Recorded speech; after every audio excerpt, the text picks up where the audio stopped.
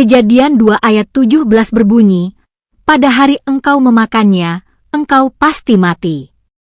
Jika dipahami secara lugas dan rasional, konsekuensi logisnya adalah Adam seharusnya mati saat itu juga setelah melanggar.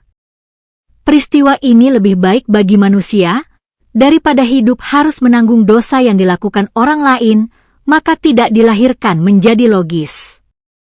Dalam skenario ini, dosa berhenti pada pelakunya sendiri, tidak diwariskan kepada generasi berikutnya. Prinsip ini selaras dengan akal sehat. Setiap orang menanggung akibat dari perbuatannya sendiri, bukan orang lain. Jika ada mati langsung, maka tidak ada konsep dosa warisan, karena pelanggaran sudah selesai pada dirinya. Sistem ini tampak lebih adil, sederhana, dan konsisten, tidak menimbulkan beban kolektif bagi manusia yang tidak ikut melakukan kesalahan tersebut. Dengan demikian, gagasan bahwa dosa diturunkan kepada seluruh umat manusia yang tidak logis itu menjadi tidak diperlukan lagi, karena tanggung jawab moral tetap bersifat individual dan tidak melebar ke keturunan. Oke, mari kita langsung selami topik ini. Selamat datang di sesi penelusuran materi kita hari ini, di mana kita bakal membedah sebuah teks kuno, tapi dengan kacamata analitis yang sangat rasional. Hari ini, kita akan bertindak layaknya seorang detektif teks. Kita akan menganalisis secara netral lembaran-lembaran awal dari kitab Kejadian. Kita mau lihat secara objektif, apa sih yang sebenarnya tertulis di sana soal dua konsep besar ini, dosa warisan dan tanggung jawab individu. Kita nggak akan pakai asumsi apapun ya, kita murni cuma akan melihat kemana bukti tekstual ini membawa kita. Coba bayangkan sebentar, bayangkan ada sebuah hukum atau aturan monumental yang secara harfiah akan mengubah nasib setiap manusia yang lahir ke dunia ini. Logikanya gini, kalau sebuah aturan punya dampak yang sebegitu masifnya, bukankah Anda bakal berekspektasi kalau aturan itu ditulis dengan sangat-sangat jelas, rinci, dan eksplisit? Nah, pertanyaan ini bakal jadi semacam jangkar pemikiran kita di sepanjang analisis ini. Kita bakal menantang asumsi dasar kita tentang gimana seharusnya sebuah aturan yang sifatnya universal didokumentasikan. Oke, masuk ke bagian pertama, makna literal dari teks Kejadian pasal 2 ayat 17. Mari kita periksa alat bukti pertama kita. Kalau kita singkirkan dulu semua asumsi teologis yang mungkin udah sering kita dengar, dan murni fokus pada teksnya, perhatikan baik-baik kalimat ini. Pada hari engkau memakannya, engkau pasti mati. Jadi, poin krusial yang harus kita garis bawahi di sini adalah frasa pada hari. Teks ini menetapkan sebuah timeline yang sangat spesifik dan instan. Bukan besok, bukan di masa depan yang jauh, tapi pada hari itu juga. Hukuman yang dijatuhkan sifatnya seketika. Nah, mari kita tarik implikasi logisnya. Kalau kita pahami teks ini secara harfiah dan Adam benar-benar mati pada hari itu juga, ya ceritanya tamat di situ kan? Kematian seketika berarti nggak ada kelanjutan hidup buat umat manusia, nggak akan ada keturunan yang lahir. Dan ini yang paling penting buat investigasi kita, nggak bakal ada yang namanya pewarisan dosa. Secara logika, seandainya eksekusi mati itu benar-benar terjadi hari itu juga, konsep manusia modern yang menanggung dosa leluhurnya itu sama sekali nggak akan pernah ada, karena umat manusianya itu sendiri nggak pernah ada. Lanjut ke bagian kedua, misteri di balik teks dosa warisan. Tapi seperti yang kita semua tahu dari kelanjutan ceritanya, umat manusia ternyata nggak berhenti di situ. Dan di titik inilah analisis kita jadi makin menarik. Kita menemukan sebuah anomali yang luar biasa besar waktu kita membandingkan teks literal tadi dengan doktrin-doktrin yang sangat populer saat ini. Anomali ini berkaitan dengan apa yang sering disebut sebagai dosa warisan atau original sin. Untuk memperjelas saja, dosa warisan ini adalah konsep teologis yang bilang kalau dosa Adam secara otomatis diwariskan ke seluruh umat manusia sejak mereka lahir. Tapi kalau kita lacak sejarahnya, doktrin ini sebenarnya baru berkembang pesat jauh di kemudian hari, terutama melalui kerangka pemikiran tokoh sejarah seperti Agustinus.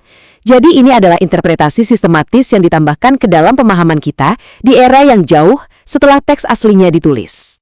Nah, hal yang bikin penasaran waktu kita membedah gulungan teks aslinya adalah kekosongannya. Kalau Anda telusuri dari awal sampai akhir teks sumbernya, Anda nggak bakal nemu satupun firman atau pernyataan eksplisit yang bunyinya dosa ini akan diwariskan ke anak cucumu. Sama sekali nggak ada. Sebagai pembaca yang kritis, kita harus jeli. Kita nggak cuma memperhatikan apa yang tertulis, tapi juga harus peka sama apa yang tidak tertulis di sana. Kondisi ini jelas memicu sebuah teka-teki logika buat kita. Coba pikirkan, mengapa konsep yang sebegitu besarnya, konsep yang secara teologis menentukan status moral setiap manusia sejak detik pertama mereka lahir, justru nggak dijelaskan secara eksplisit sedikit pun di dalam teks tersebut. Kalau ini memang sebuah hukum universal, terus di mana dokumentasi tertulisnya? Kita masuk ke bagian ketiga, bukti dari kasus Kain dan Habel sebagai perbandingan. Biar makin jelas, kita butuh sebuah subjek kontrol. Kita butuh sebuah standar untuk melihat gimana sih teks kejadian ini biasanya merespons sebuah kasus dosa. Untuk itu, kita lihat kasus pembunuhan pertama di teks ini, kasus Kain. Coba lihat angka ini, 11 ayat di pasal keempat, teks ini mendedikasikan gak kurang dari 11 ayat penuh. Mulai dari ayat 6 sampai 16, cuma buat membahas satu insiden pembunuhan di lingkup satu keluarga. Untuk ukuran literatur kuno, ini adalah volume teks yang sangat-sangat besar. Dan ayat-ayat itu nggak cuma sekedar lewat loh. Teks ini merinci interaksinya dengan sangat detail dan bertahap. Pertama, ada peringatan sebelum kejahatannya terjadi. Terus ada teguran langsung setelah kejadian. Habis itu hukuman dijatuhkan dengan sangat spesifik. Dan yang mengejutkan, teksnya bahkan mencatat perlindungan yang dikasih ke Kain setelahnya. Lihat kan, seberapa besar usaha naratif yang dikerahkan teks ini cuma buat menyelesaikan kasus yang skalanya bisa dibilang kecil dan hanya berdampak pada satu individu. Bagian keempat, kontras antara skala dan penjelasannya. Sekarang saatnya kita timbang buktinya. Kita jejerkan kedua kasus ini berdampingan. Di satu sisi kita punya dosa Adam, dan di sisi lain kita punya kasus Kain sebagai baseline.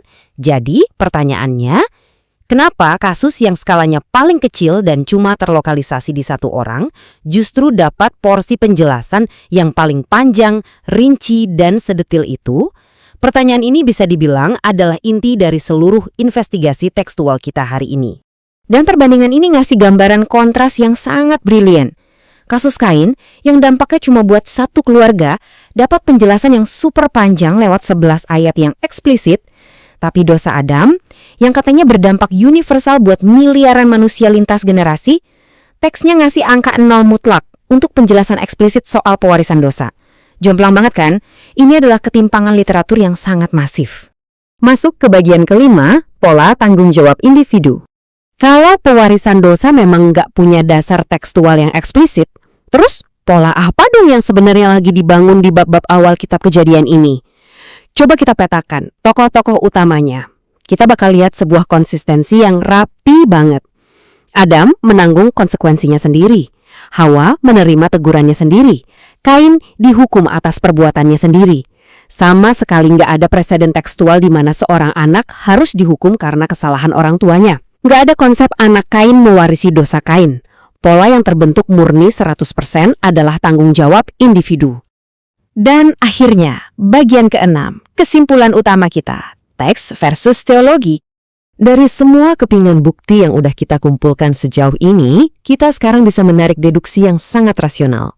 Kita harus pisahkan antara apa yang benar-benar ditulis oleh teks kuno tersebut dengan apa yang dikatakan oleh teologi modern. Kesimpulannya mengerucut ke 3 hal. 1. Makna literal teks awal itu mengarah ke kematian instan, yang logikanya nutup pintu buat pewarisan. 2. Teks ini terbukti mau dan mampu ngasih penjelasan super detail buat kasus kecil kayak Kain, yang berarti kalau ada aturan universal yang masif, teks ini pasti bakal menuliskannya. 3. Bukti-bukti ini menuntun kita pada fakta bahwa pewarisan dosa adalah sebuah kerangka teologis yang muncul jauh belakangan, bukan sebuah mandat langsung dari teks asli Kejadian.